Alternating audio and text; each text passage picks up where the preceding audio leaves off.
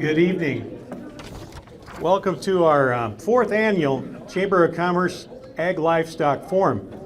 And it's nice to see everybody in person here, and as well as the TV crowd on Consolidated Channel 18, on their YouTube channel watching tonight and in the future. Thank you to our family and friends that we've got here today. We definitely like to see agricultural forum in town, and we've got the annual livestock forum. The event did not occur in 2021, but this is our fourth one. And Dickinson State University Biesiot Activity Center, this is our first year here. And I'd like to thank our host, Dickinson State University. Plus, we've also got the Eagles Club here with the meal tonight. I'd like to introduce Carter Fong, Executive Director of the Dickinson Area Chamber of Commerce, share a few words before we have our meal. And also like to welcome Jerry Doan and his wife Renee. They'll be our speaker tonight, along with Doug and Maria Bichler. They're right back there. Thanks for coming in and being part of our program tonight. Hello again, Carter from the Chamber. And before we dive into this evening's program, how about a hand for Doug Pasnick and the team at the Eagles Club for preparing tonight's meal.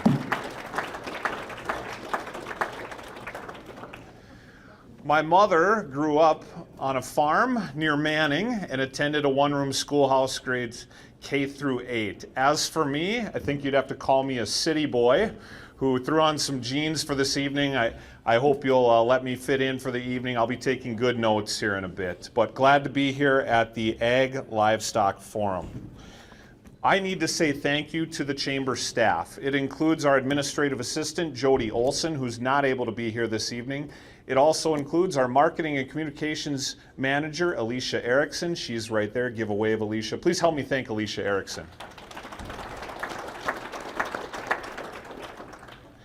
We have a great ag committee that helps put on events like these. In addition to the Ag Livestock Forum, the Chamber Ag Committee's annual events include the following. We have a quarterly ag photo contest. We celebrate National Ag Week in March. We participate in the 4-H Livestock Show Picnic. We host a banquet in a field. We participate in the NDSU Extension Field Day and the Chamber's Harvest Festival in September.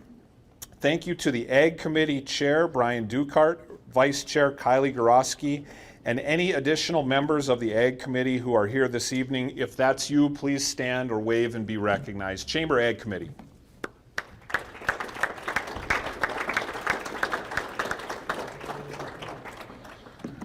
We also want to recognize past and present members of the Chamber Board of Directors who may be with us this evening. I know that includes presently on our board, Marley Marsh is here. Thank you, Marley. Past member of the Chamber Board, Joe Frenzel here in the front. Thank you, Joe, for your service. And I hope I didn't forget anyone.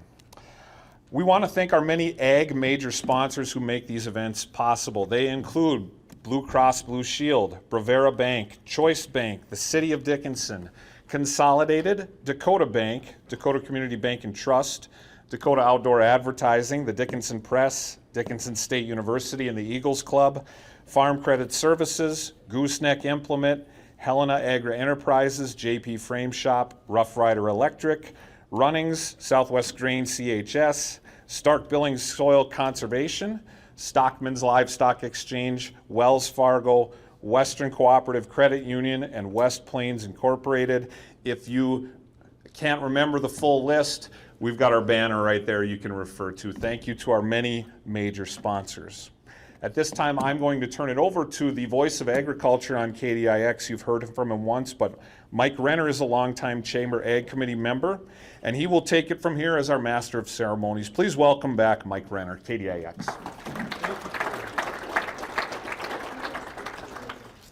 Thank you, Carter. Emphasis on the longtime member, old member, however you want to put it, but experienced member of the Dickinson Area Chamber of Commerce. And tonight we've got a very nice crowd. I'd like to thank all of you for taking time to be here at this fourth annual Ag Livestock Forum. Do like to ask, now that we're going to have our speakers, please take your cell phones, turn them down so that we don't have any interruptions during the speaking portion of this. We got two great speakers for you tonight too. Hope you had a great meal, great conversation. And if you do need some more food's still over there, drinks over there, and also restrooms, and you can utilize them. Now tonight we've got two great speakers. We're starting off with Doug Bichler, and Doug is with Bichler Simmentals over by Linton. If you need a map, you can use your cell phone to look at that. But Doug is here, and his theme is Living Life Left-Handed. He'll talk to us about overcoming physical and mental health hurdles after a life-changing event.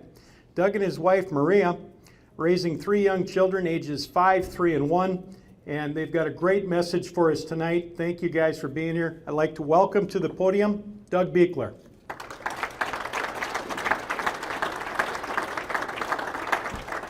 Are you going to walk around, Doug? Do you want the lapel mic? I probably will, yeah. Okay. Okay, but I need to put this on though, right? Yep, and put that on your collar. You can just stuff that in your pocket. Okay. You'll be good to go. And if not, somebody will tell you. All right, well, yeah, I suppose. Okay. Thank you. Sounds good.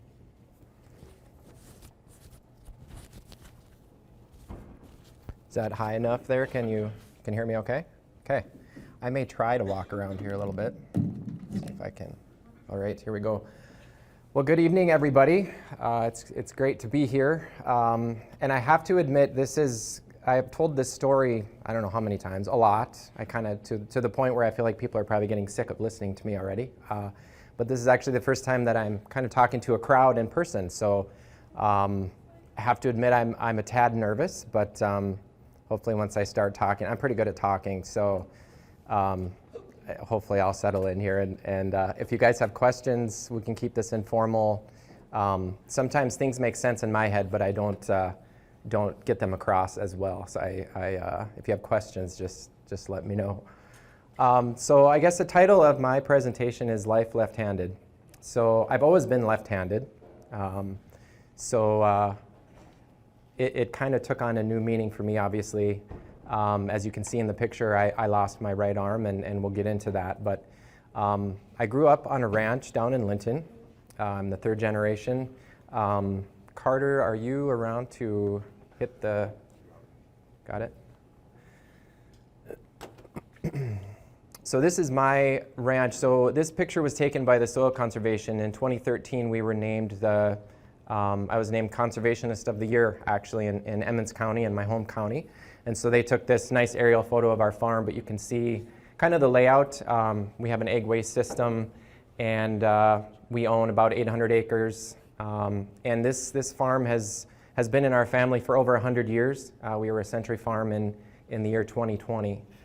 So a lot of great memories, a lot of history, and it's always been something that I've wanted to do, to take over the family farm. So my grandfather homesteaded in 1920, and then my father took over in his late 20s, and I did the same thing, third generation. So I feel very blessed to be on my family farm. You can go ahead and hit that again. So this slide I like to call Perfect Chaos. This is like a snapshot of my daily life. We were going to try to all look at the camera, and this is what happened. So we have 3 kids, my wife and I, and I wouldn't trade this for the world. They are crazy kids. They all have their own personalities. They're a ton of fun. And my little boy especially, if he was here, he'd probably have all the tables turned over already. So he's quite the little guy, a ton of fun, but this is what I get to go into at night, no matter what kind of a day I've had. This is my support system. So I feel pretty darn lucky to be able to see these guys every day, and they keep me going and keep me laughing. So they're a lot of fun. You can go ahead. So one of the things that I do on the farm, just to give you a little bit of a background of what I do, for a little over 20 years, I've been the owner-operator of Bichler Simmentals, and so I raise seed stock Simmental cattle. We have an annual bull sale, production sale, I guess I should say. We sell females as well, and there's been a lot of changes, which I'm going to get to here. But cattle have always been a passion of mine. A lot of my friends know me as a cow nerd, and that's a title that I will gladly accept, because I probably am kind of nerdish when it comes to cattle. Love talking about cows, always have. It's always been a passion of mine. I actually am a dairy kid at heart. We grew up milking cows, and I loved it. I still appreciate the dairy industry. But when I got to college, I guess some things started changing. My dad actually sold the dairy cows, and my interest kind of switched over to the beef side of things. And in the year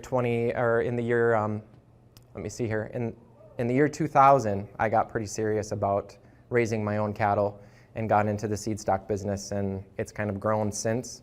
So we now run about 230 brood cows. We do a lot of embryo work.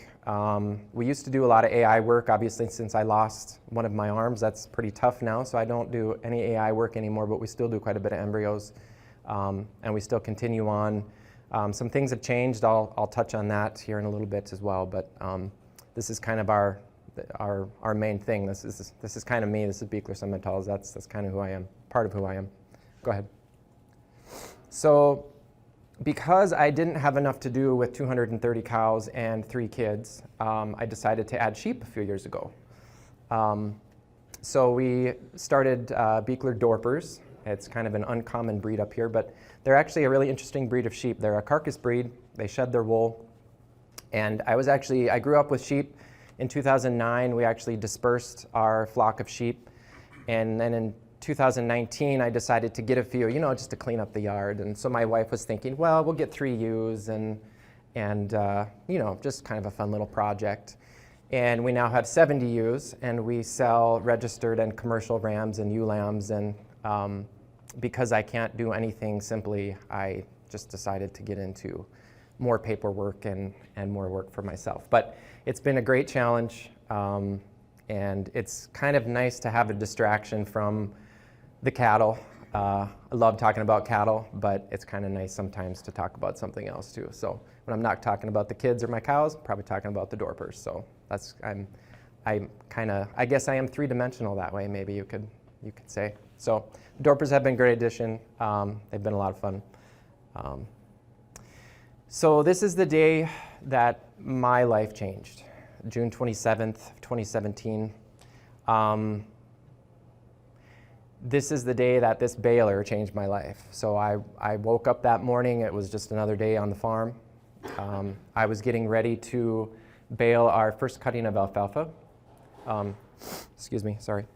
And I was cleaning net wrap off the baler, so I had the door locked open that day.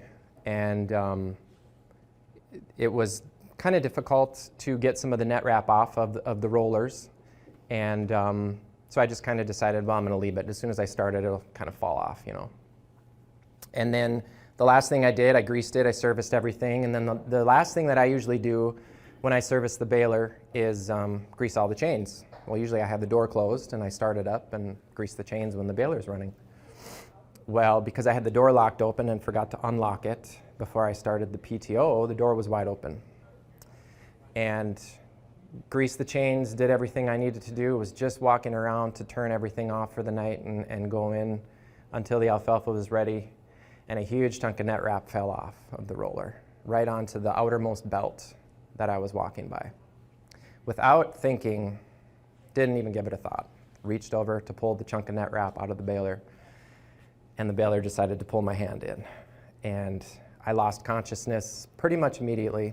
I remember feeling my feet go off the ground, and I was unconscious. Tons of thoughts went through my mind, of course, when you're in that kind of a situation. But I remember my feet then hitting the ground and thinking, oh, good, it let me go. I'll be fine.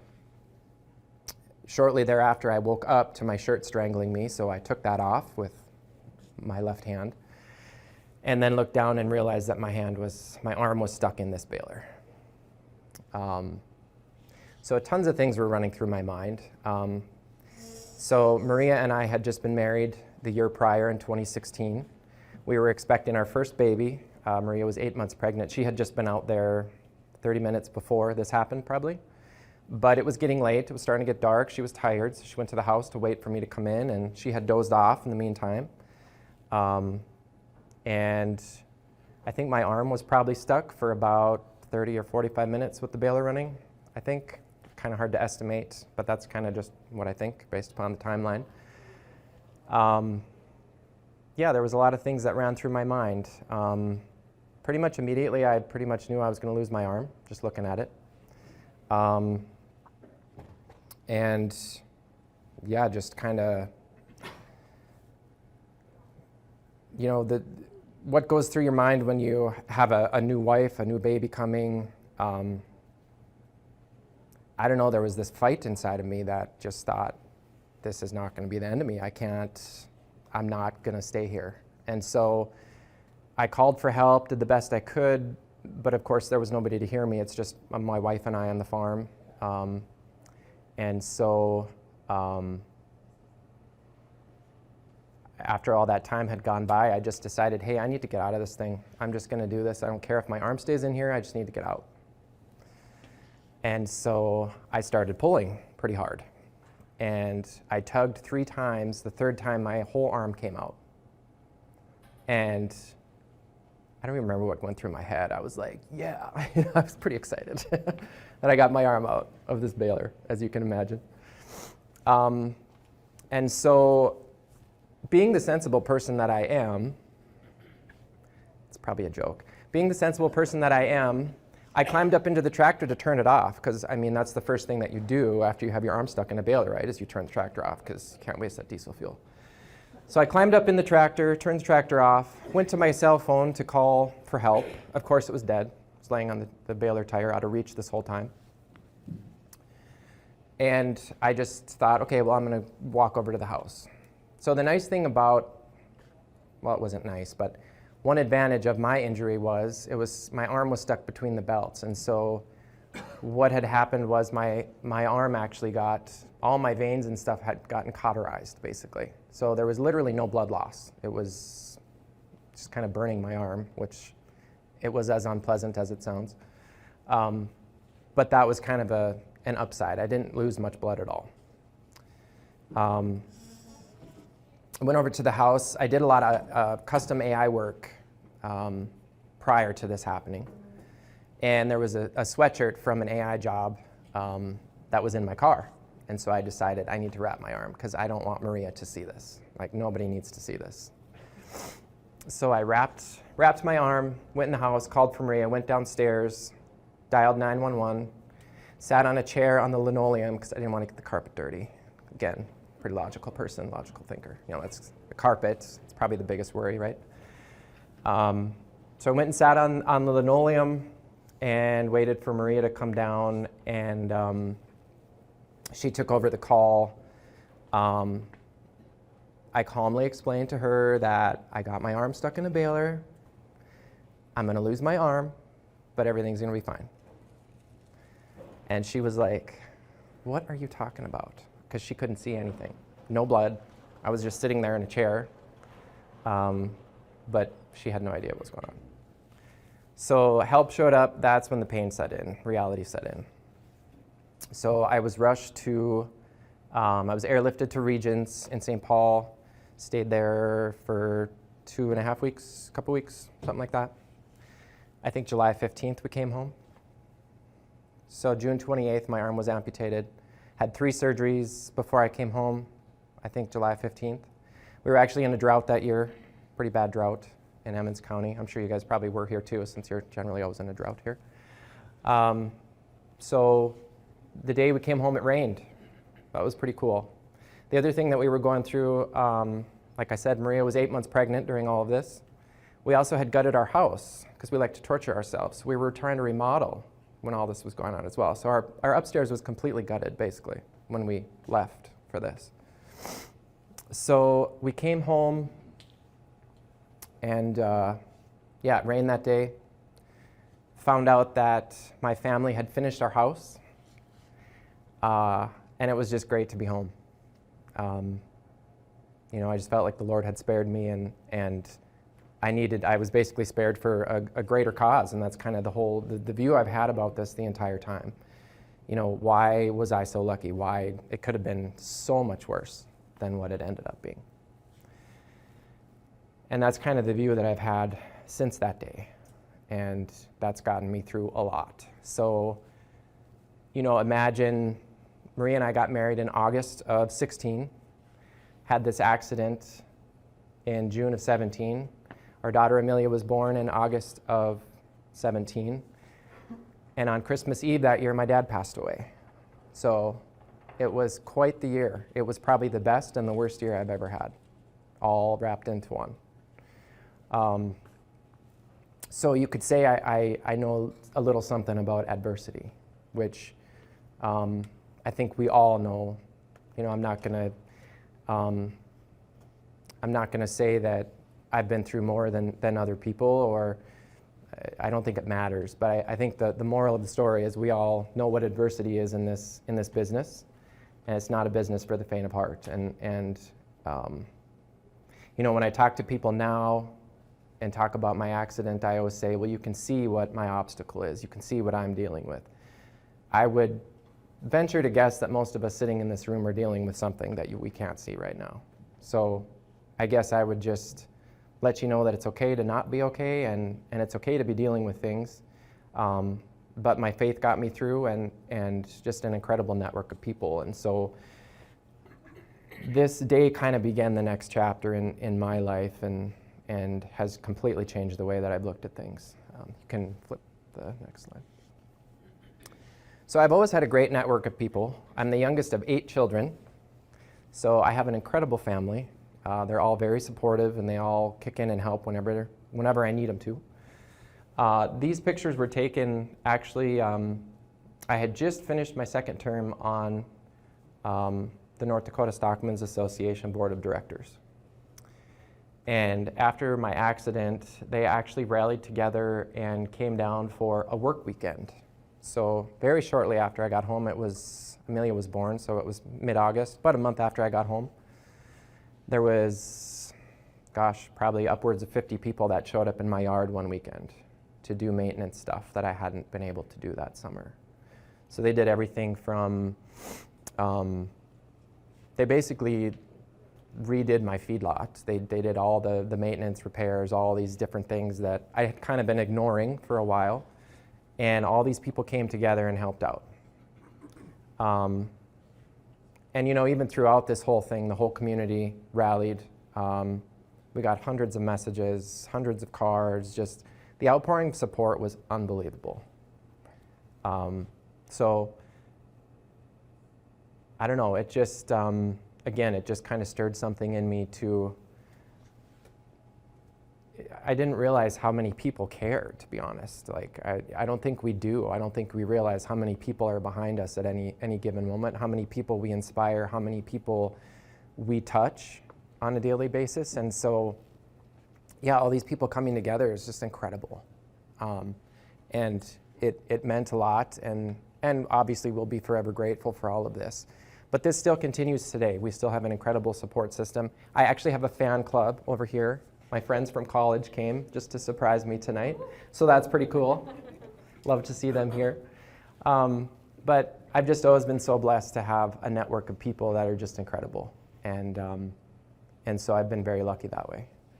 I also had vocational rehab from the state of North Dakota. I wasn't even really aware of this program before, but vocational rehab came and helped me retrofit some equipment. So my four-wheelers are all left-handed now, my tractors are left-handed now, and there's just some really nice things that they helped me do to kind of make life easier. There was never a doubt in my life that I wanted to continue ranching. Through this whole thing, I wanted to keep going. I never wanted to give up. That just wasn't an option in my mind. I was actually joking with Jerry earlier. I'm German, very German. So that's probably why I got through all of this, because I'm maybe just a tad stubborn. Don't talk to my wife after this.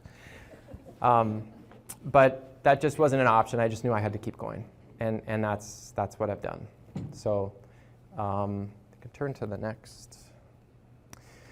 So obviously with what I went through, there was some changes that had to be made. So I was a typical seed stock cow-calf operation in North Dakota. We calved in February. We had our production sale in February. One of the hardest things for me to operate right now is a pitchfork. So kind of some of the simple things that we all take for granted, that's some of the worst stuff for me to do. Pitchforks are awful now. I figured it out. I can do it, but it's not fun. So keeping a barn clean in the middle of winter is not the easiest thing for me to do anymore. And so I had to figure out a way that I could do this to continue with the cattle and just keep doing what I love. So my wheels started turning. A year after my accident, my nephew was helping me a little bit. He decided to go a different direction, and so I've kind of always done things on my own.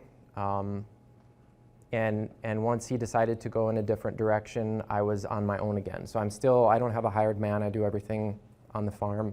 Maria helps when she can, but obviously with 3 little kids, it's pretty difficult, especially when it's 40 below and 30 mile an hour winds. You can't really have the kids outside. So kind of had to figure a lot of stuff out on my own, and I'm doing good. I've done it, but the change has been kind of hard. It just required me to really think outside of the box, but honestly, I think I'm a better operator now than before my accident. So we started calving. We changed our calving season. So I pretty much turned my whole ranch upside down. I went from February calving to we now calve in May and June. I had fall calved before that as well. Kind of got rid of that because I didn't like having 2 cow herds, and so I decided to just do the February thing. Shortly after I made that decision, of course, I had my accident, and so I thought, May seems like the perfect time to calve a cow. It's nice out, the grass is green, the flies aren't bad, and that's just what I settled on, and it's been fantastic. That was a great change that we made. But then, because we sold bulls in February, that was my next decision. How are we going to market these bulls? Because you can't sell a May-born bull in February and expect them to cover cows that summer. Just wasn't an option. They're not old enough. So we decided to also change our bull sale to November. So that was another big change. And I mean, for those of you that have livestock, a lot of the times your income depends on that one day when you sell your livestock, right? I mean, you haul stuff to town or off the ranch or whatever you guys do, however you guys market your livestock, that's your one day. Well, our production sale is our day. It's a big deal on our ranch. And so changing it that drastically was a big thing for us. That's our big income day. That keeps our ranch going. And that is not a typical thing to do in North Dakota. There's not a lot of November sales that sell older bulls. And so in my mind, it was the best way to do it. What my thought process is I was going to market my cattle, and then I could focus on the next calf crop. So once we market our 18-month-old bulls and bred heifers in the fall, then our focus changes to the next group, and we can just kind of start all over again, and that was my plan. So this change was, it was pretty hard. I had a vision. I wanted to keep going. Again, I'm German, so I just kept plugging along because that's just what we seem to do. And the first year, the calving was fantastic. I actually had fun. I don't think a lot of us probably say that calving is fun, especially if you guys are calving right now. I don't think you're having much fun. But I have a lot of fun during calving season now. My little girls get to come with me if they want. My 3-year-old loves to hand me ear tags. They're usually the incorrect ones. But we have a lot of fun. So you can go to the next slide. The rewards have been great. This is the view I see when I go out and check cows every morning on the right. That's my calving pasture. Those are my mature cows. So we calve our 2- and 3-year-olds out behind our house up on a hill in the pasture. And then this is my mature cow calving pasture. There's 2 cells here. After they calve and we process a group of them, then we pair them out. So it's a system that works really well. We have a calf catcher and a scale. So every morning I go out, every morning and evening, I try to go out and get calves processed, ear tagged, weighed, all those good things. So we still do everything we need to do to collect our data for our bull customers. But these cows are they're working for me now. I'm not working for my cows anymore. And that's a hard concept for a lot of us that have done the same thing for years to wrap our head around. But it's worked fantastic for us. And I feel like they're working for me a lot better now. And then on the left that was our first sale catalog of our first fall sale. That first year was great. We had optimism. It went well.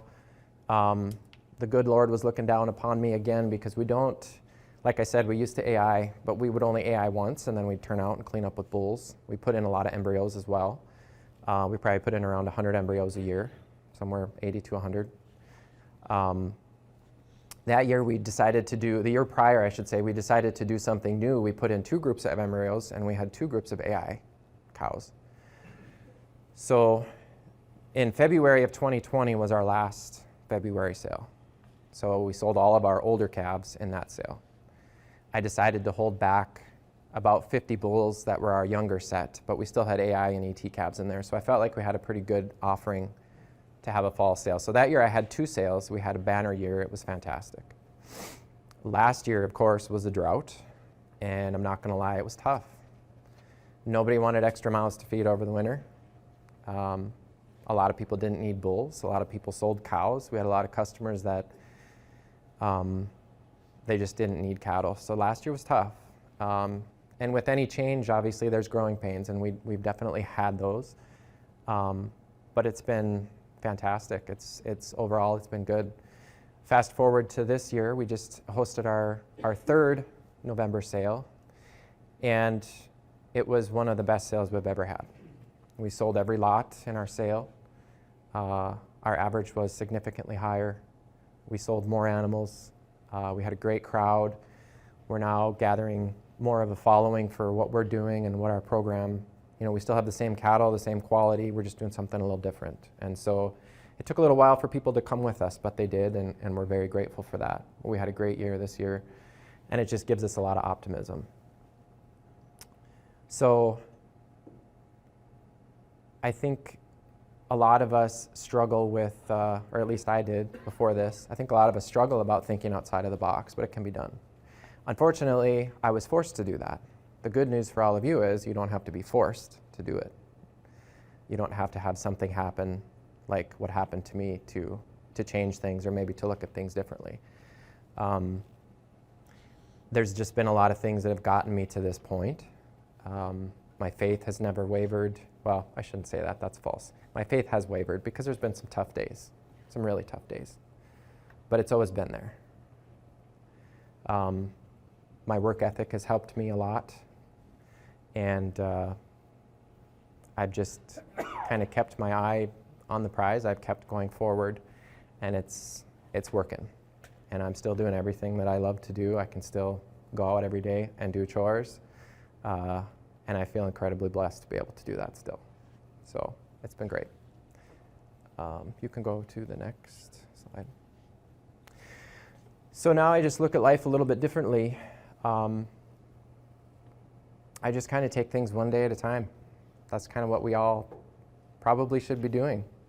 I think sometimes we're so worried about tomorrow or next week or next month, we kind of forget about today. What I went through kind of jolted me back into reality. And so now I take things one day at a time. I enjoy things a lot more. These are all the views that make me smile on a daily basis. I enjoy these things a lot more. So my accident, there's been a lot of, is having one arm ideal? No, it isn't. But I tell you what, there's a lot of positives that have come from my accident as well. I think I'm a better father. I'm a lot more patient, except for when we're working cows. I still need to work on that a little bit. Or when A301 takes the whole cow herd in the wrong direction. Sadly, she was open. She's no longer with us. There's still things like that that annoy me because I'm still a rancher and I'm still human. But just doing these things, I just have a lot more enjoyment. I have a lot more patience. I get pretty creative in how I do things. But I don't really feel like having one arm has really held me back. And I guess sharing my message is just something that I've been comfortable doing because I'm hoping that it can maybe help one person that's listening to my message just to kind of keep going, or just to realize that there's a lot of adversity that we all deal with on a daily basis. But I hope that you guys can all have some hope and you can keep going, because if I can do it, I know you guys can do it. The other thing that has kind of been an unexpected chain of events is I've shared my story a lot, but I've also had a lot of people contact me just to listen, just because they have things that they're dealing with. They haven't lost an arm, but they might have had a terrible day on the farm. They might have broke every piece of equipment they have, or the cows got out, or it hailed, or I have all kinds of people calling me. It's unbelievable, you guys, how many people, what kind of a network I have of people that just want to call just to have a vent. They just want to talk to somebody. My closest friends, I will pick up the phone sometimes and I don't even get a hello. They just go right into it, and that's fine. I just listen. I just offer an ear. And it's incredible how much that's helped me, but it's also incredible how much that helps others. And so I'd kind of like to challenge you guys that are here, be that listening, be that person for somebody. I think find that person. It doesn't have to be somebody in your family. It can be a close friend, but be that person for somebody as well, because it's amazing how much that helps. And I can't emphasize how much that has helped my friends, but it's also helping me because I can give back and help them as well. So that's been a pretty incredible benefit of losing my arm. There's been a lot of silver linings with all of this as well. So, with every downside comes an upside. And I still feel incredibly blessed. I'm a very lucky man to have a beautiful family, a beautiful wife. I'm still on my family ranch. There's so much to be grateful for. And so I try to focus on the positive every day. Some days that's hard. I hate working on equipment, absolutely hate it. And now with one arm, I was terrible at it before, but you can about imagine how terrible I am now with one hand. I'm not the handiest person. Wasn't before, really I'm not now. So that frustrates me still, but I try to focus on the positive, and I guess I would challenge all of you to do the same. There's always a different way to look at things. I've had to turn pretty much my whole life upside down, but it's been great. The good news is, like I said, you guys don't have to go what I went through. You don't have to go through that to do the same. So, yeah, I thank you for the opportunity to speak tonight. I think I've got one more slide left. I put my contact information here. We do have a website that you can access to send me a message if you want to send me an email. I extend an invitation if anybody in here needs to ever visit. I'm usually out doing chores pretty much all day, so you can call me whenever. I'll be glad to listen. Sometimes that's all it takes, is just to have an ear. So feel free to contact me if you guys have questions. Yeah, I'd be happy to answer them either now or via my email. So with that, I would entertain some questions.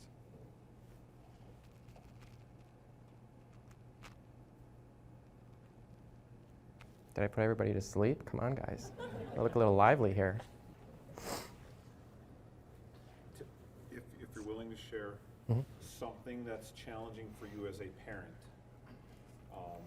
away from farm and ag work, but raising 3 daughters, left-handed. I would like each one of you, if you ever have the opportunity, to change a diaper with one hand. A poopy diaper with one hand. Just try it for fun one time. There's things that do sometimes bother me. When you see a father picking up his kid and throwing him in the air and catching him again, I can't do that.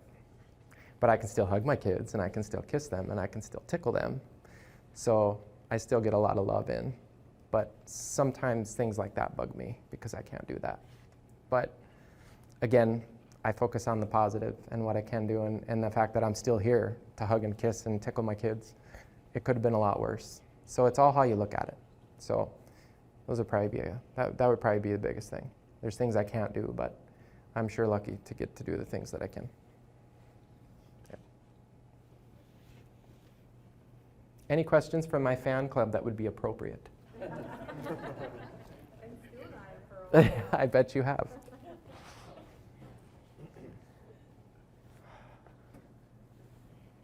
Okay, well, thanks, guys. It was a pleasure to be here, and thanks for listening. Oh, not back. Stay up here. Okay. We, the Chamber, are going to take the opportunity to present gifts to our speakers today and a couple others who are deserving. We have a Chamber pad folio for Doug here, and I want to get a picture here. One more time, thank you, Doug and Maria Bichler, for being here this evening. We'll be efficient with our gift presentations. Next person deserving of a gift from the Chamber is the chairperson of our Ag Committee. I have strict orders to not tell you that it's his birthday today. Brian Dukart, come on up.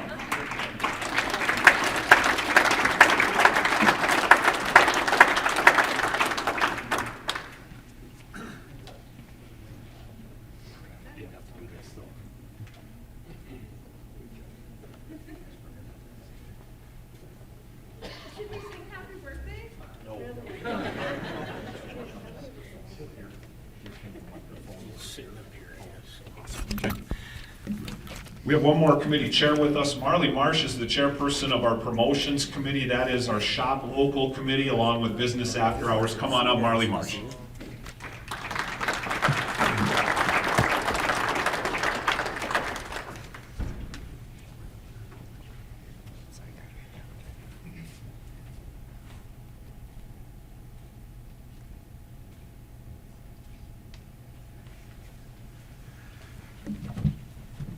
And we're going to present one to Jerry Doan ahead of his presentation and hope he sticks around anyway. Jerry Doan, thank you for making the trip out today.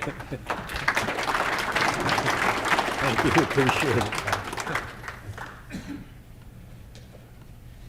Thanks. And to tell you more about Jerry Doan while I load his presentation, we'll bring back Mike Renner. Thank you. Thanks, Carter. And as we move along here tonight, I'd like to thank everybody once again for being so interested in our Ag Livestock Forum. We definitely can't do it without a crowd, and you guys are a great crowd tonight. And I think you're going to be really treat coming up here with Jerry Doan, Blackleg Ranch over by Bismarck, about 25 miles from there. And Jerry has quite a business model. You're gonna learn a thing or two about a thing or two, and that's not a thing or two, because there's a lot of dimensions to the Blackleg Ranch. I didn't realize until I was a couple years ago. I was around when he was speaking, and I thought, well, that's kind of common sense when you break it down. But at first, when you look at it, you think, how many nights didn't you sleep when he came up with that model? But we're about to find out, folks. And Jerry is newly inducted North Dakota Agricultural Hall of Fame. Congratulations to you. I think this is probably the first event that you've done since being notified that you're going to be inducted. Also a member of the North Dakota Cowboy Hall of Fame. So Jerry Doan is our speaker this evening. He's going to take and give us a chance to see what they do at the Blackleg Ranch. And if you have any questions throughout, Jerry, will you field the questions while you're speaking, or do you want to wait till the end? Whatever works. Whatever works. So if you got a question, just give it to Jerry and he'll answer it.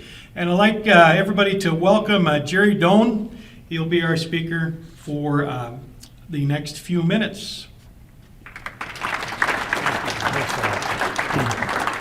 Well, thanks so much. Thanks, Doug, for a great message. And thanks so much for having me here, folks. There's quite a few folks in here, I know. Thanks, Toby and the DSU and Chip.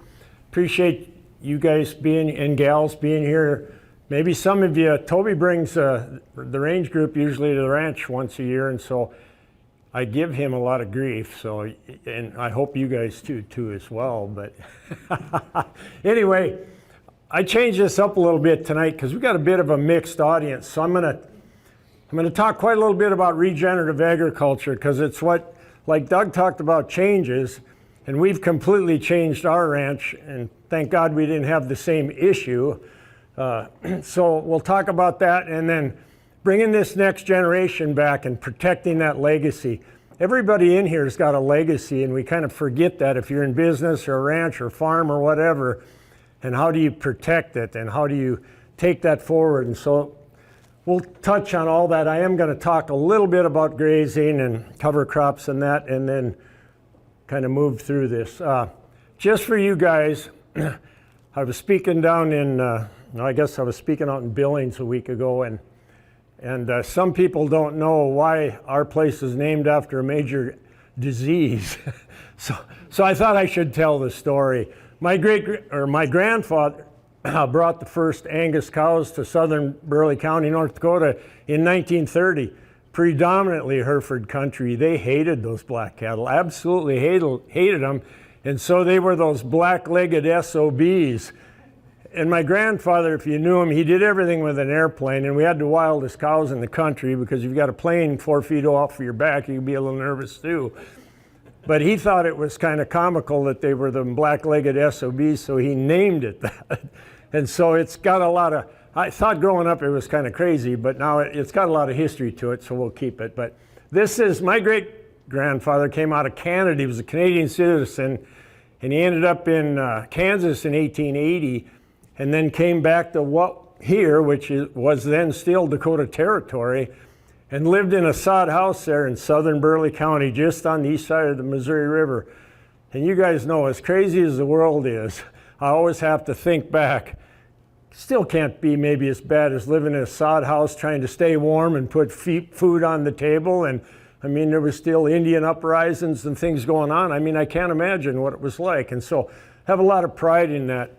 Go ahead, Carter. We're going to, quite a few. This is the family. My wife Renee is here with me tonight. Renee worked the whole time Senator Wardner was the majority leader in the Senate, and so she's got a new job training in the new guy, and he's a good guy. But Senator Wardner, your guy, was a great guy, and Renee has a lot of good things to say about him. But it was fun that Renee snuck out of the Capitol a little bit and rode with me. But Shanda, my daughter's on the, some of you guys may know some of these, so I'll just introduce them quick. Shanda is not directly involved in the ranch, but her and her family do a lot to help us.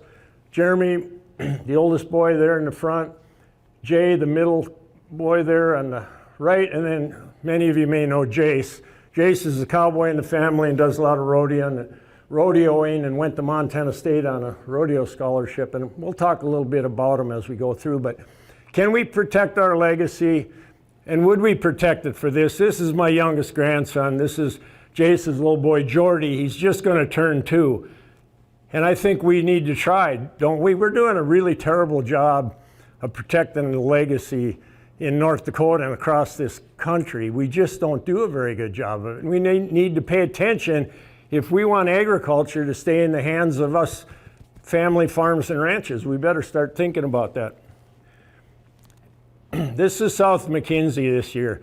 I've been around a while. It was one of the worst winters we've had. And I know you guys had a fair amount, but it wasn't as bad. But we got 60 inches of snow on the ranch. And go ahead. Payloader's stuck, and then the next picture. This is the main road to that feedlot up there is where we got a bunch of buffalo and cattle on feed. I plowed it for 3 weeks straight. And I was getting just a tad tense. It was kind of funny. One day the plow goes by, and first time I'd seen him, and he waits for me to go first. And I'm like, you got a big snow plow, I got a loader tractor, and you expect me to plow the damn road. I mean, so anyway, but it was a challenge. And that bit, you guys know this, but that bitter wind, and I've up and down the North Dakota, South Dakota, and Nebraska, there's a fair amount of cattle lost in that whole thing. That wind chill took a lot of weak cattle out of the country. It really did. And it's not everywhere, but up and down that, when I've been speaking a couple of places, and it's been a bit devastating for some. But go ahead. The journey to regenerative ag. Regenerative ag is the new buzzword. You know, it used to be sustainable. And I always said, why would I sustain something that's degraded? And this means no disrespect to the generations that came before me, but years and years of season-long grazing has narrowed our diversity, opened our bare ground, caused us to not be as productive, and caused us to be in the situation we're in. Regenerative agriculture just says we're going to restore that. We're going to regenerate those natural resources and protect that legacy for the next generation. So that's how we changed. Go ahead, Carter. Maybe I'm in your way and it don't work, huh? So as we, don't confuse me.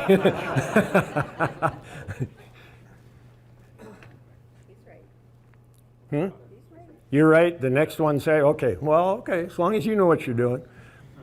The journey. How do you start? Guys, just start. And don't start too quick. Take it slow. It's the way we did it. I'm not going to spend a lot of time on many of these things, but the thing to make these changes is to start. We generally have blinders on. We do the same thing over and over, and it's hard to step out of that box and change. So just start. Go ahead, Carter. Start. Okay. You and I will get together by the end. Planned rotational grazing. It's simply short duration, high animal impact, long recovery periods. It's exactly what the buffalo did here before we came. Now we're just using fence because we don't have 1 million head that go through, almost annihilate the land and don't come back for 2 or 3 years. If you look at Lewis and Clark's journals, the grass was abundant and saddle high. Years and years and generations of season-long grazing has changed that, degraded, short or narrowed that diversity like I talked about. This will bring it back. Go ahead. And I'm going to show you an example as we look through this. This is our place, the east side of the Missouri River, a lot of very sandy land. When I was a kid, there was no grass there. It was all sand. But now go to the next picture. When we put a lot of cattle in there, short duration and off, long recovery periods, look at the big blue stem climbing the slope of that sand. And I'll get people at the ranch and they'll say, how'd you plant that? And I go, oh, John Deere air seeder. No, the seed bed was there and I would have never believed it either because I didn't see any big blue stem. It was blue grama grass was all that was left. Lots of bare ground, very wide, or narrow diversity. And having that animal impact, short duration and long recovery periods, and then Mother Nature blessing you with a little bit of rainfall, and all of a sudden you've got that. Go ahead. And then here's purple prairie clover. All of a sudden that diversity starts to come back. For those of you that may not know, purple prairie clover is a legume. Again, a good plant that's creating nitrogen in that grassland. Go ahead. On the, I don't know if you guys can see this, I'm almost in the way. On the right is planned rotational grazing. This is ours. On the left is not. Season-long grazing. And you can see the difference. And not that those forbs are so terrible, but they are terrible when they take it over. And if it was in here, there may still be some, but they're part of a diverse population. That's what you want. And that's simply created by planned rotational grazing. You can completely improve that rangeland again, regenerate those natural resources, and start to bring your profitability back, which is another thing we've completely forgot about in a lot of agriculture, is trying to be profitable. Go ahead. This is, and they're good people, it's my neighbors, but in my lifetime they've sprayed this pasture 3 times, and it will continue to become buckbrush or snowberry just covered. And see that it's season-long grazing. We used to have some of that. We don't anymore. The buckbrush becomes part of a diverse population. It's not that same problem anymore, and it doesn't take over your land and lower your productivity. Go ahead. And this is what we'd like to see after. And this is a perfect scenario. It's not always like that. But you want whatever's left knocked on the ground to start the mineral cycle over, to start the water cycle over. And what this does is why it's so important is what do? We're always short in our country here, and it's no different at McKinsey. We're short of moisture. And I never got it, but you know where most of it's going? In the atmosphere. It's evaporating. It's because we've got all that bare ground. And then the other thing that's happening is we're running it down the hill into the watershed. The Gulf of Mexico doesn't want our water down there. We need it in the soil profile. That litter on the ground makes sure whatever we get goes in and is not evaporating. That's why regenerative ag, not that droughts don't hurt you, but we didn't sell a cow through the last 2 drought years, and it's because we build some resilience in that soil profile and in these pastures. I mean, if Mother Nature keeps hammering us, sooner or later, the best management's going to crack a bit, but it makes a huge difference. So go ahead, Carter. And this is a huge issue across the country, guys, and if we don't pay attention to this water quality, we're going to get regulated out of business. This is our South Ranch. This is Long Lake Creek, which ends up in the Missouri River. And that used to be nothing but cow trails because we were watering out of it all the time and made it, it just didn't look pretty. So we fenced it all off. And that's not to say we don't use it. But we put a lot of cattle in there, short duration and out. And then you get this. It's drop dead gorgeous. The health department comes out and they test the aquatic species on the insects and on the fish, and it's going like this. And then this is a story we need to tell. Water quality is improving.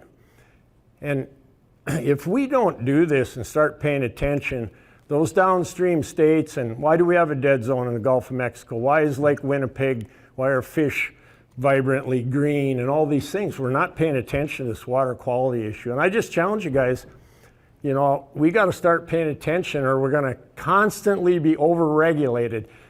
The WOTUS rule's coming back again. We thought we had that killed, but it's coming back again. Control. So we better watch out what we're doing and then tell the story. Go ahead. That was my quick snapshot on a grazing system because quite a bit to cover here. And then I want to talk a bit about cover crops. It's the buzzword across the world, and we've been in them a long, long time. But when we first got into them, quite honestly, it wasn't all that great. We didn't have the greatest success with them either. But it's one of the fastest ways to capture carbon, too, and we'll talk about that in a little bit as we get into this whole carbon issue that is the buzz across the world. But the 3 goals we have on cover crops are build soil health back on really depleted cropland that when I was a kid was wheat and black summer fallow, and then it blew all over, and it's half in South Dakota. And could we bring it back? I wasn't sure we could, and I wanted to see if we could. And then what's our number 1 feed costs in the Northern Plains? It's these winter feed costs. And quite honestly, close your eyes, or your ears, Chip. Universities don't do a lot on winter feed costs, unfortunately. You might disagree with me. I mean, you guys probably do more out here, but Main Station, NDSU doesn't do a lot. And, I sat as the first chair of SBEAR for a long time and hammered on that. But the point is, regardless, it's our number 1 feed or our number 1 cost. And what do we do about it? I was on a ranch in Texas, and they were feeding cows 6 months out of the year. And I said, why would you do that? I mean, I get it up here a little bit, but in Texas makes no sense. You know what the answer was? Because that's what we've always done. So we get into that kind of habit. And then the other thing is to propagate wildlife. Now, we'll talk about our hunting operation, but even if you're not into that, wildlife are a good thing and dang sure a public perception tool. Go ahead. This is this year, and we didn't have the greatest cover crops. Last 2 years, they haven't been as good. This doesn't look as bad as they were. And, last year before this last summer, we were completely droughted out. This year, like a lot of us, we got those rains up until the 1st of July and not another rain after, and it burned up. And so, but we plant 22 species. Now, it's not the secret, and the mix isn't the secret. It's have a lot of diversity. And make sure you have legumes in there, because I never fertilize this stuff because I'm trying to keep the costs down. And if you get those legumes nodulating and working, you can get by without it. And then you put brassicas and all the things. 2 or 3 things that I really put in there for winter grazing. One is the collards. It's like a cabbage plant without the head, big leafy. You get snow over the top, it'll stay green clear through into March, and you get some good quality. And we plant 2 or 3 kinds of millet in there, some brown midrib corn, some brown midrib Sudan cross sorghum stuff. Cows like it all. Now our cover crops aren't very good this year, and we're struggling with this winter trying to graze like normal, but go ahead. This, in a normal year, this is what it looks like when you're grazing this stuff. Our goal on our ranch is to never feed a bale of hay in the winter, and we've done it several times. The last 2 years we haven't, because it's been challenging. But if you do that, guys, in a normal year, it's $200 saving per cow. And that's taking the cost of these cover crops and the land off. These last couple of years with the high, it's $400 savings. That's huge if you want to save your legacy and bring these guys back to the ranch. And so why wouldn't we? Even if you could shave them, go ahead, Chip. No, stop, but did you have to change calving date to be able to? Right, yeah. And I'm not going to go into a lot of that, but you're bringing up, when I really get into a producer group thing, I'm just like Doug here. We changed to May and June calving because it made this system work. And I won't go through a lot of, the other issue is cow type. Look at any graph for cow size in the United States, it's just like this. And if Chip Poland can do it with 1,800 pound cows, God bless you. I can't. We try to keep these cows down 1,100 pounds or so because they work in this system. And so you got to do a few things, and I won't go into that, but you can ask me questions on that later if you'd like. Go ahead. And this is what it looks like this year. This is just a couple weeks ago, and this snowbank along here is this deep. There's no way, and it's crusty, and those cows won't graze through it. What we found is them cows kind of grazed through it where the way the snow laid, and so they didn't get very good at it, and it didn't last very long, and the crop wasn't that good in the first place. And so we've fed more hay this year than I've fed total in 5 years. It's been a struggle year, and nothing's worked quite right. It doesn't, but long term it's been excellent. Go ahead. You've got to have a backup plan. You can't just say, well, I'm going to do all this great stuff. You can sell all your hay and equipment, but you're going to have to buy some and have a plan. We had a hay yard full of hay and didn't use it for 6-7 years, and my boys kept saying, what do you got all this hay for, and what are we doing with it? And then 2 years, boom, it's all gone, and we're struggling to have enough feed to get us through. So have a backup plan of some sort, and then go down these paths, because it's the keys to profitability and bringing that next generation back. Go ahead. This is what happens after cover crops. You want to leave like 50% out there to feed the soil health, which we never really understood very good for a long time, because most of us are true cowboys. If something out there, we're going to graze it or bale it up. It's just what we did. I had to beat myself a little to do that. But what happens is the ground's 100% covered. The water infiltration now, it's going in. It's not running down the hill.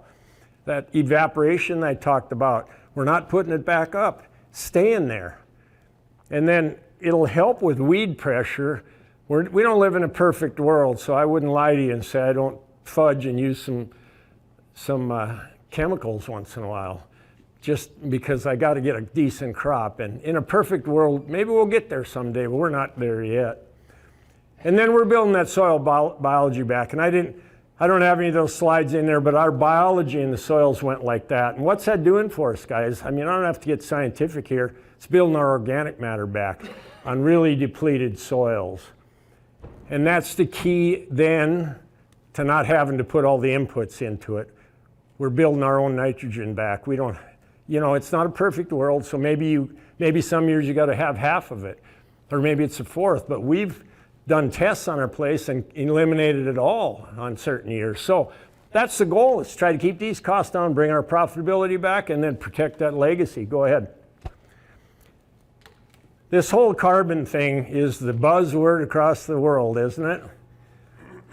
And I'm president of North Dakota Grazing Lands Coalition, so I get the opportunity to be on quite a few calls with our administration in Washington. And my point is to them, guys, if you'll just let agriculture be the solution, we can be on a lot of this. And they say the right words, but I'm not sure they're going to do the right thing. That's the issue in this all. But the Grazing Coalition, Nature Conservancy, and the Natural Resources Trust just put out a booklet.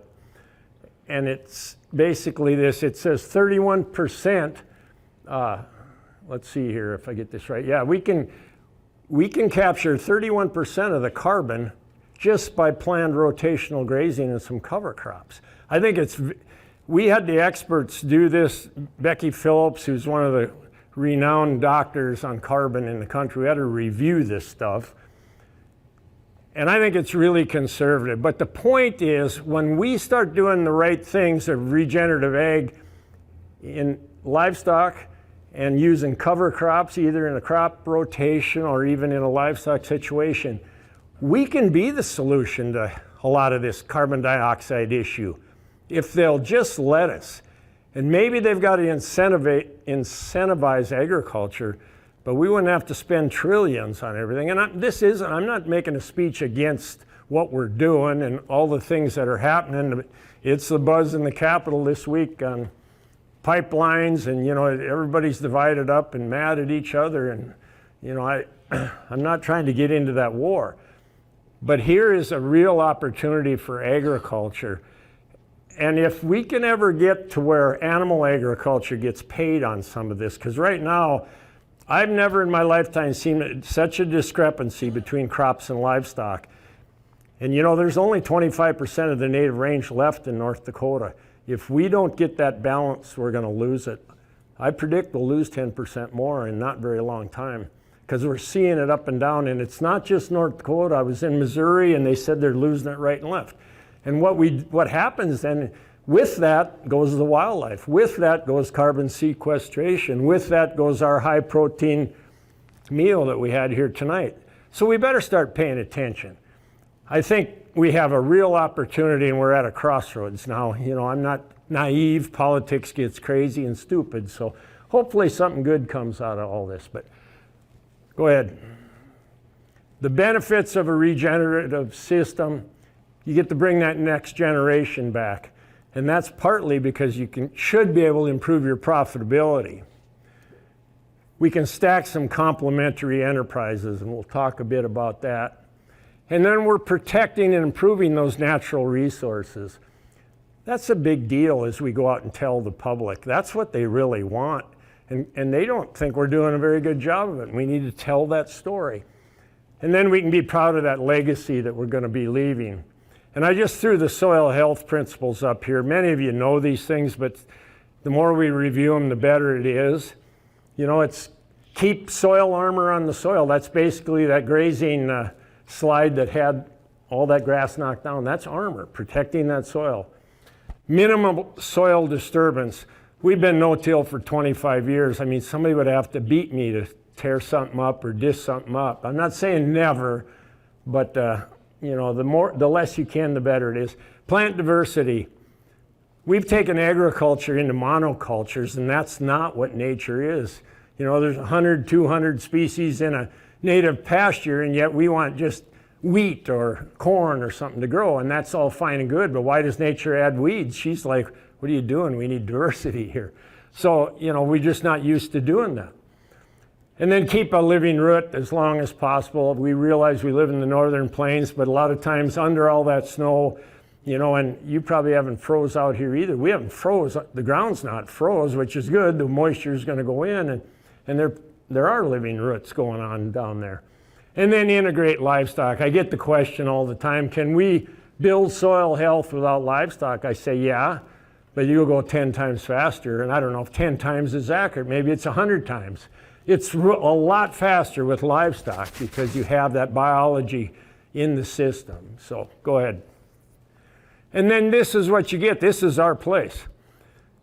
We're in sandy country. I never thought we could have it look like that. And I was told by soil health specialists that it would be hard to get worms back into that sand because it's too abrasive. But that's what you want. You don't want that blocky, in a conventional tillage system, it's blocky. There are no room for paths for the worms or the water to move through it. this is what you want. And so when you have that, and that you create that by livestock on the system, cover crops, rotational crop rotation, whatever you're doing, and then that biology is very active and you create this. So go ahead. Well, you can either go cry in the truck or cowboy up. How do we create excitement to bring this next generation back? I think it's something we failed at, quite honestly. And when I get around the country speaking, and I'll get somebody come up to me and they'll say, Jerry, how'd you get your kids to come back? And if I talk to them 10 minutes, I know why they didn't go back there. You know, there was nothing positive. And I can just be as grumpy and crabby as the next guy. But if you do that every day, how are you going to get you young guys to come back? Seriously, I mean, we better look in the mirror a little bit. You better create some excitement. And I'm not sure we're there. I think there's some bright, you know, I'm an eternal optimist. And I think there's so much opportunity in agriculture. But that doesn't mean it's any simpler, does it? It's challenging. But you've got to create some excitement to have them come back. So go ahead. So we'll talk about stacking enterprises, adding diversity to the operation, and bringing the next generation back. And I'm not going to talk a bunch about this tonight, but I've got a series of slides to tell you about improving profitability and the keys to how we improve profitability and quality of life. Because I think most of the time we miss both of them. We're satisfied to just break even, and then we don't really like what we're doing, but we just keep doing it and complain about it. And, you know, I guess I was probably there half my life, and I'm tired of that. So I'm not going to do that anymore. Not that everything's perfect on our place, but so this was the first venture. When Jeremy, my oldest boy, was off at NDSU, and I said to the kids, if you're going to come back, what are we going to bring to the table? How are we going to do it? We can't do it all on the backs of these cows. And he called me on the phone and he said, Dad, you know, we've been giving hunting away for years and years. Do you think we could make a business out of it? I said, I don't know, maybe. So it was really simple. He just ran an ad in the Minneapolis paper and we didn't do very much for him. And the end of the year, we actually made a little money. And we're like, wow. And now it's turned into a nationally acclaimed hunting operation that's a huge part of our operations. Go ahead. This is the Grand Lodge. This was ranch house. This was Sears and Roebuck Kit House. Came in on the railroad to Britain, North Dakota, which is now a ghost town on the ranch. It's where my grandfather and grandma met. And when the boys said they needed a commercial kitchen and a liquor license, and they said, the old ranch house is kind of falling apart. We're going to tear it down, build something new and fancy. And I said, but you lose all the history. That'd be a huge mistake. My dad was born on the kitchen table, died 10 feet away 80 years later. You lose all that. And I said, people love to hear that. It's part of our legacy. Well, thank God I talked them into it. They rebuilt it all, jacked it up, straightened it out, and we're pretty proud of it. And it's called the Grand Lodge now on the ranch. Go ahead. And then we got the old white truck that as a kid I helped my dad haul hay. Thank God I wasn't old enough to have to help haul hay. I just rode in my feet out the window of that old white truck, thought it was cool. He thought it was work. I thought it was cool, you know. But anyway, it's kind of sits in the yard and all the stuff we got going on there. Love to take pictures around it. Go ahead. And then this is a kind of a crazy story. This is an F-18 aircraft carrier Navy pilot. He came to the ranch bow hunting. And he forgot his bow at the stand, and he had walked away already, and he walked back to get it and ran into these two bucks that are hooked together. And this buck, the only thing left, he's been eaten by the coyotes up to here. I said, can you imagine being the other buck carrying him around while there's coyotes hanging on there eating that? I mean, that's just crazy. So this guy was so much fun, and he was so giddy about getting this thing. This is a once-in-a-lifetime deal. And then he was telling us the story about hitting the throttle on that F-18 on that carrier, which was kind of cool too. So it's crazy. You'd never have that happen in a million years. So anyway, you run into some cool stuff. Go ahead, Carter. And then we do buffalo hunts. We do both geese, ducks, pheasants, whitetail, mule deer. Of course, 30 miles either side of the Missouri blue tongue pretty much wiped out the whitetail. We were just talking about that. Doug said they're coming back down by Linton. We're seeing a few. We're seeing more whitetail, mule deer moving in where the whitetail were, and it'll take a bit though. But these buffalo hunts been really kind of fun and a bit crazy. So anyway, it's added another venture to the place and this whole hunting deal. Go ahead. So then when Jay came back, Jay worked for Anheuser-Busch. Jay was the oddball that didn't go to a land grant. He went to Arizona State. He said he went for academic purposes, and then I'm reading #1 party school in the nation. I'm like, okay. He had a good time, and then he worked for Anheuser-Busch there in Arizona, and then they recruited him. He went over to Austin, Texas, and worked for the brewery there, and he went through the beer university. And I never thought, you young guys, I never thought he'd come back. I mean, he was in the fast lane. He never paid for anything. He had a credit card. You go to the bar with him, everybody loved you because he just set them all up, And then one day he called home and we laughed about it. He said, I'm tired of the corporate world. I'm tired of the traffic. I'm tired of all those people. I miss North Dakota. I miss the ranch. I want to come home.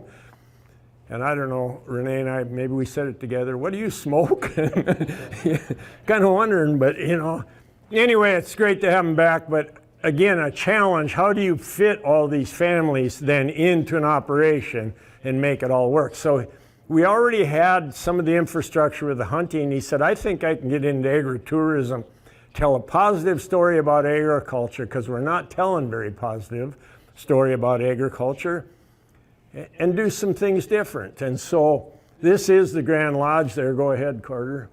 And then that's the inside of it, set up for an event. It's really a nice facility, and we can do lots of different things there. Go ahead. And then he wanted this barn, and I wouldn't give it to him. And we weren't using it much because we changed our whole system. And at the end, we had grain, we had corn in here. It was kind of our feed deal. But we tried to get our cattle back to grass, and we changed our whole system so we could.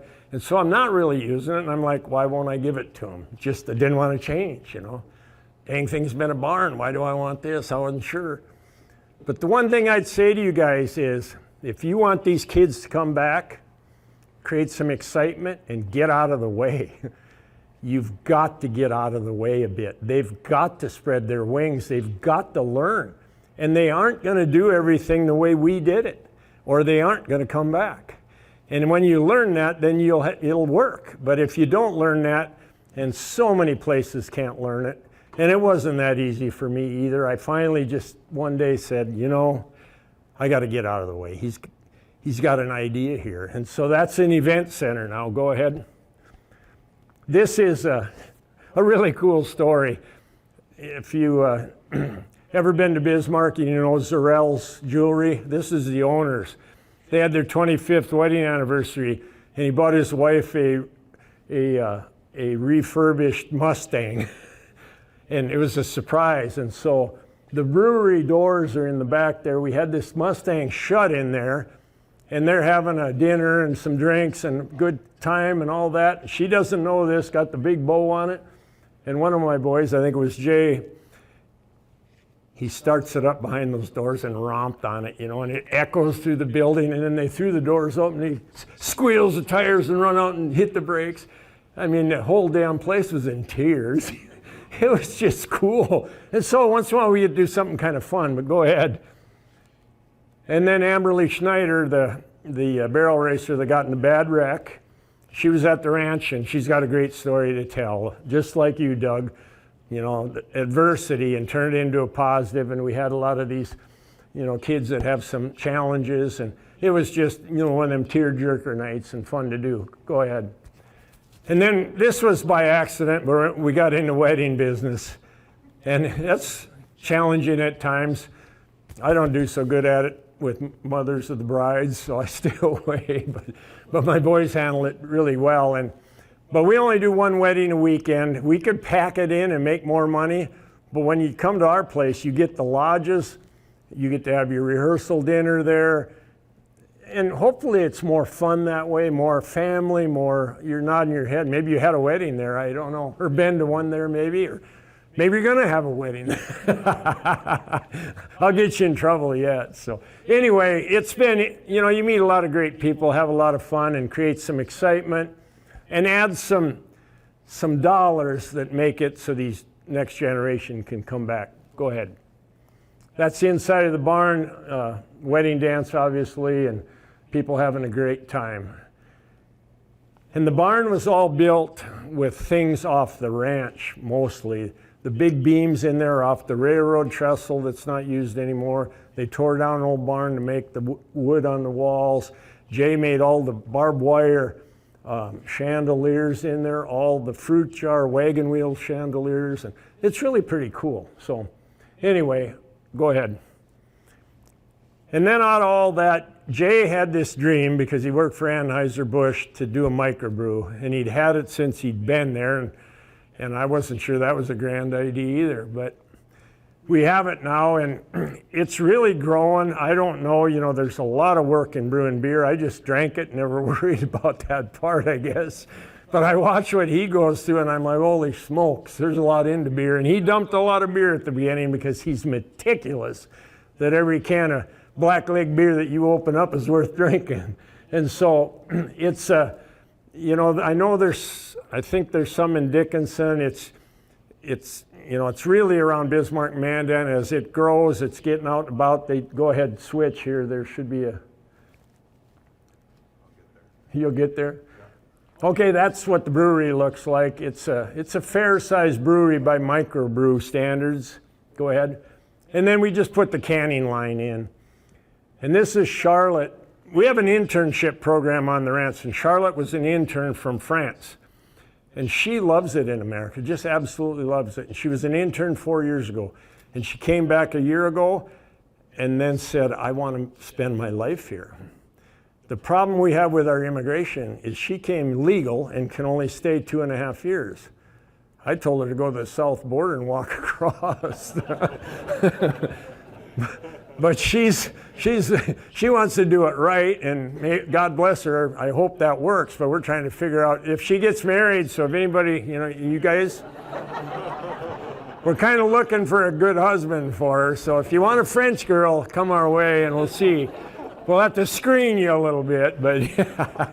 No, seriously, I mean, she is just she loves working in a brewery, and she's been a godsend. So I hope we can keep her, because it'll be a sad day if we can't. But anyway, look for blackleg beer out there. It's in the liquor stores and everything, or by the tap in bars. So go ahead.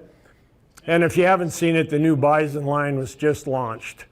And had a little bit of trouble with NDSU over this. It was sort of funny. Because Jay owns the Bison beer nationally. Nobody else can produce Bison beer. He owns it nationally.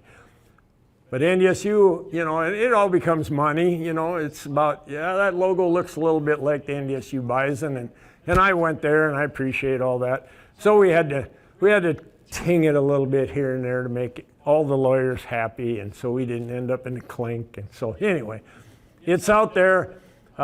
There's 2 or 3 different kinds. This is 1882. You know, and as you notice, we try to do something that relates to the ranch. This is a lager. For us guys that drank Coors Light and Bud Light and Busch Light, this is your beer, because it's light. You know, for us wimps that can't drink the heavier stuff. So anyway, go ahead. And then we added another species. We tried the sheep once, Doug, and I still think the multi-species of sheep is a really good thing. We got 30 of them. We were spending all our time on 30 sheep, and so we got rid of them for now. So we decided to try something different. So we got a whole herd of buffalo. They're majestic. They're fun. We put them in our meat business, and then we're doing hunts on them. But Jace, we never had much trouble with them. And the new fences we're building where they're at, you know, they're 7 foot tall, 6 wires. Been all good. But this year we had these old bulls in them, and they got ornery. And they just go along the damn barbed wire until the clips pop. And then they stick their head under and they go under it. And that wouldn't be so bad, but then all the rest of them follow it. So Jace was talking to some people like this, and he said, yeah, I do rotational grazing with the buffalo. They rotate wherever they want to go, and it all works. So maybe that, that solves the problem. I don't know. So anyway, go ahead. And then Blackleg Ranch meets, and you notice preserving the prairie, we're all about trying to make that message clear that that's what we do. It's grass-finished beef, grass-finished bison. That's a niche market. We're after the niche, the healthy side. I think we do a terrible disservice when some people run down grade-finished beef or any of that. There's room for everybody. You find what works and run with it. And for us, this seems to be, it's growing. Our biggest hurdle, we'd grow a lot faster and a lot more trying to find enough space in a packing plant to use. We don't have enough of them. I just come back from speaking in Montana, and a guy on his ranch just put up a $4.5 million packing plant on his ranch. And I'm like, I thought we were nuts. That's got to be challenging, and I hope it works for him. Go ahead. Just a picture of some of our ground beef. And we are Audubon certified. There's a few ranches in North Dakota left that are Audubon certified. It says our beef is bird friendly. There's quite a process to be able to use that sticker. I think it has huge potential. I just wish Audubon would take it a little further than they are. They haven't done the greatest job yet. I still hold out hope, but we'll see where that goes. Go ahead. And then this is one of the biggest issues in our whole state and across the country. Most of us don't have a succession plan. I've talked to many bankers, and they say it's their number one issue. Very few have a plan of how the next generation is going to take this over. So do we want it in the hands of corporate America? Because that's probably what will happen. I know we have corporate farming laws here, although they're trying to be changed as we speak a little bit.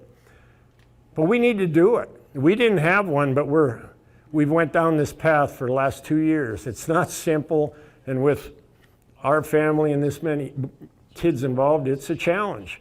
But we're 3/4 of the way down the path. We've got the business structure right.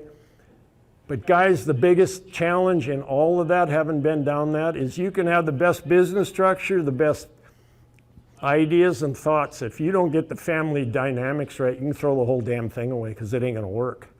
And it was our biggest challenge. And you know this. My boys got along like this, but then they get married. And they bring home girls that are really good girls, but they didn't come from, one of them is a ranch girl, but 2 of them aren't. And I don't mean to discredit, but that creates issues of how do you get that to work? And that takes time and lots of meetings and lots of trying to move it around.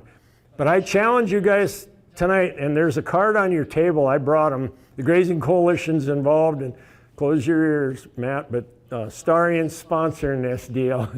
A bank over there in Bismarck. It's a really good succession school. If you go to the North Dakota Grazing Lands Coalition website, the info's on there. If you're interested, you can sign up. I just challenge you. If you're in business or whatever you're in, start to work on it, because Doug Bichler is the perfect example. Is crap happens, and you don't want that place screwed up.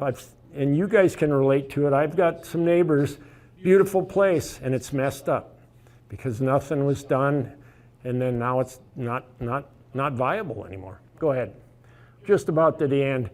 And then the last thing I want to tell you is influence policy. We do a lot of it on our place.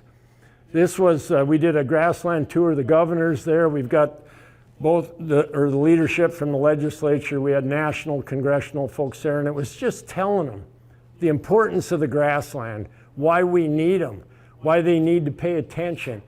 And not that it solves all the problems, but when you go into them now, at least they've been there. They understand it a little bit. And we got to keep telling that story, because we're losing the battle. We're losing the battle on the cow. There's a national assault on the cow across this country, and there's a national assault on this grassland. And it's by folks that just don't believe that we should have any animals doing this kind of stuff and don't give a rip. They think, and this is another point, it was 2 sessions ago, I was in a hearing at the Senate in the legislature, and I won't tell you because he's a friend of mine, one of the major grain groups stood up and said grassland is nothing but wasteland. I was infuriated. But we've got to get that attitude changed if we're going to save these grasslands. Go ahead. And then this is my true belief. Soil health equates to healthy soil and water quality, which equates to forage health and animal health, which ultimately leads us to good human health. I believe the regenerative ag movement will just explode once the consumer demands it. I think the pandemic might have started that. Something good's got to come out of that chaotic mess. But there are a lot of folks, younger like you guys, that really want to embrace health and they want to embrace where their food's coming from. And I think it's our opportunity then to move this forward and really make a difference. So I hope that happens. I really believe it will. Now, how quick that is, who knows? And it should be the last slide, I think. It's my email. You can go to blacklakeranch.com, rollingplainsadventures.com. I really appreciate the opportunity to be here and visit. And if there are questions, I'll certainly try to. Yes, ma'am. I have one. With all of your enterprises, insurance has got to be a big portion. We just run by the seat of our pants. If you heard the question, insurance got a problem. It is, obviously. How many lawyers in here? I can't offend anybody. Well, there's always somebody looking for something. You know, you got to be insured good. You LLC it right away. And my advice is, and we didn't do this right away, if you start a venture, you go back to your place and you start something, set it up right away. But you never know, is it going to make $1 or $100, and so you don't really do it. It's hard to come back. Then there becomes ownership, and it's harder to get it right. But that's a challenge. I worry about that crap every day. But it's just like where our lodges and event center are, that area is in its own LLC now. Trying to protect so you don't lose everything if something stupid happens. And I pray to God it don't. You know, 99.9% of the people are good, but every once in a while a Carter comes along, drinks too much, acts stupid, and then we got problems. Other questions? Sorry. Anything else? I'll be around. Oh, go ahead.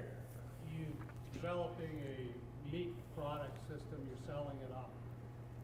Challenges in getting that processed, where are you having to go because of the regulations? Right. Being able, USDA inspected, can you address that? Well, it is a challenge, and we don't have enough of them. You know, and anything, you know, we're shipping meat, so we got to go USDA.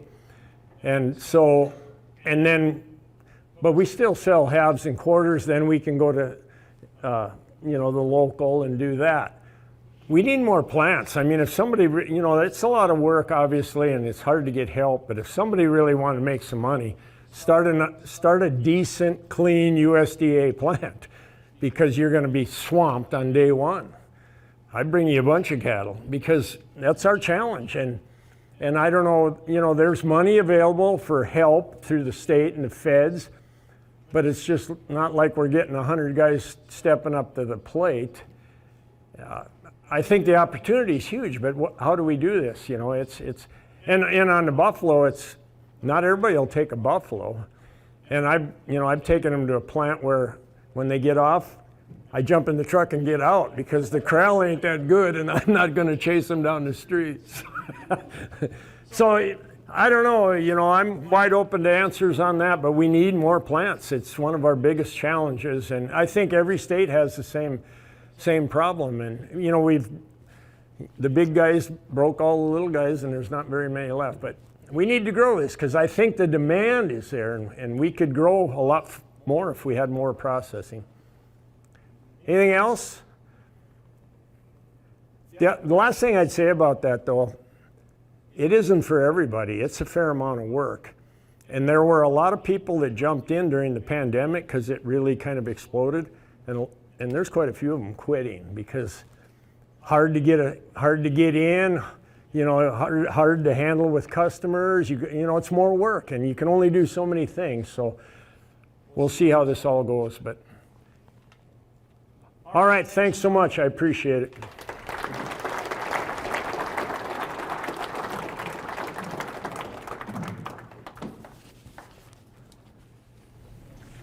Jerry. Well, I told you knew a thing or two about a thing or two, and Jerry, thank you very much for that. Doug, thank you for being with us tonight, too. I'd like to thank everyone that's attended tonight's annual Ag Livestock Forum on behalf of the Chamber of Commerce Ag Committee and our major sponsors. Hope that everybody had an enjoyable evening tonight. We'll invite you back, date to be determined, speakers to be determined next year, 1 year from now. And everybody drive safely and have a good night.